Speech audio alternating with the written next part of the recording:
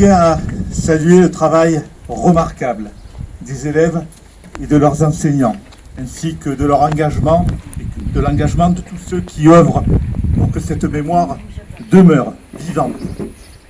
L'histoire de la résistance n'appartient pas seulement au passé, elle constitue un héritage précieux et une source d'inspiration pour notre présent et notre avenir. La France d'un nouveau printemps devra être la chose des jeunes. Ayons foi dans les jeunes, c'est notre seul espoir. Soyez immodestes, jeunes gens, ne cédez jamais à la loi du plus fort.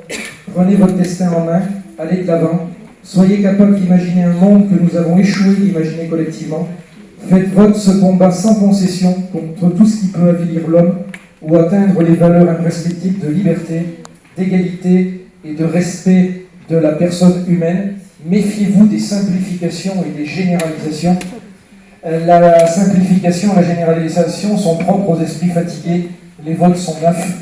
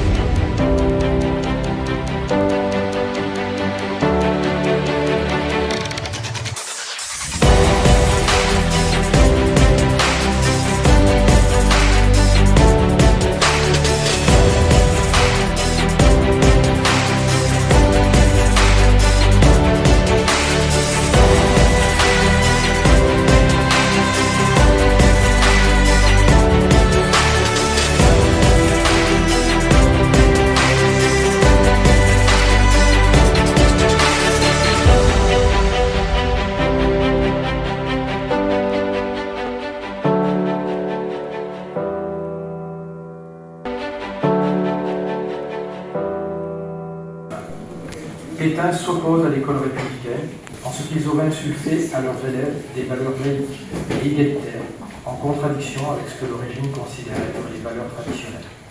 Déjà, il faut savoir que c'est vachement intéressant et que c'est important de garder cette mémoire, cet hommage, et nous, ça nous permet déjà de développer une certaine culture, de rendre hommage, et ça nous en apprend beaucoup. Ça permet aussi de nous apprendre à prendre la parole en public, on apprend le texte et tout.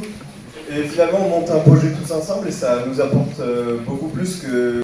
Effectivement, à remonter comme ça le fil de leur enquête et à montrer ces actes de résistance. Donc c'est aussi ça le travail en amont. Hélène et Henri Cordès. Henri écrira « Nous sommes de Monroe pour toujours ». Leur fille Nicole naîtra le 19 juillet 1936. Nous avons, je pense qu'on peut applaudir, l'immense honneur d'avoir le petit-fils de Henri et Hélène Cordès. L'hommage est tout à fait remarquable, tout à fait humain, tout à fait à l'image de ce qu'ils étaient. Vraiment, je remercie les enfants et l'enseignante pour ce témoignage très fidèle et qui est vraiment ce que j'ai gardé comme image. On a une étape où on souhaite, c'est une tradition, déposer une plaque en lien avec le sujet. Cette année, le sujet étant la résistance à l'école et l'école à la résistance, et la Lozère étant le département qui devait être honoré et déposer la plaque. On a tout de suite pensé au sein de l'association à Saint-Sauveur pour pouvoir honorer Henri et Hélène Cordès. Et de transmettre aux jeunes générations les valeurs de courage, d'engagement et de liberté qu'elle a incarnées.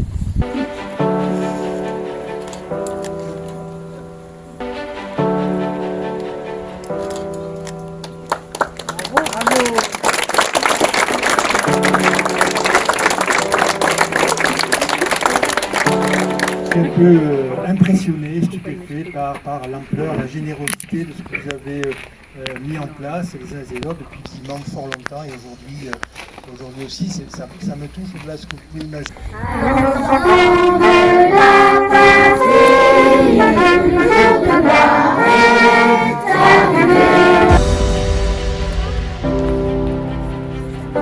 Vous pouvez avancer.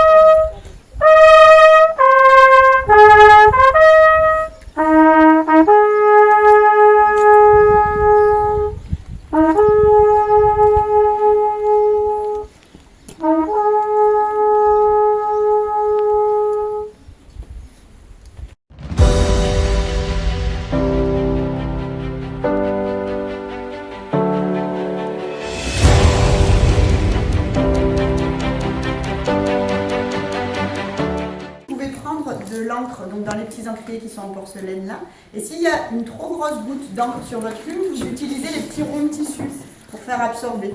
Et après voilà, on fait glisser la plume vraiment très légèrement, faut pas appuyer.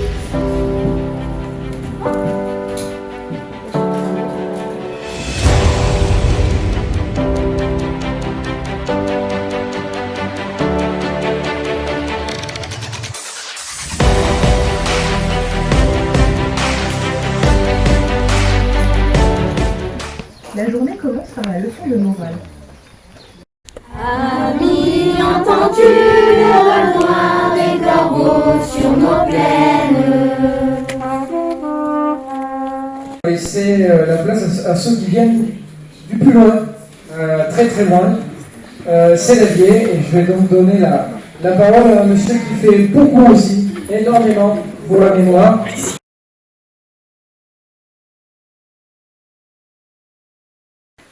La Troisième République a fait de l'école le vecteur des valeurs républicaines.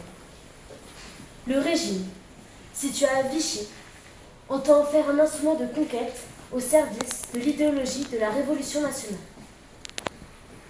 Dès le 15 août 1940, le maréchal Pétain dressait un réquisitoire contre l'école républicaine, démocratique. Ami, regarderas-tu les images qui bientôt sortiront de cet écran? Ami, entendras-tu le son qui enveloppera cette salle? Bravo!